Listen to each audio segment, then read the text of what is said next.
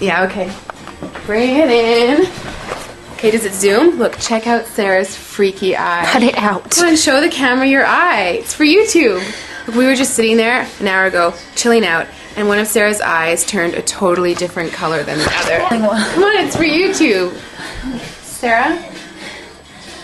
Sarah, you okay? I was just kidding. What's happening? Sarah?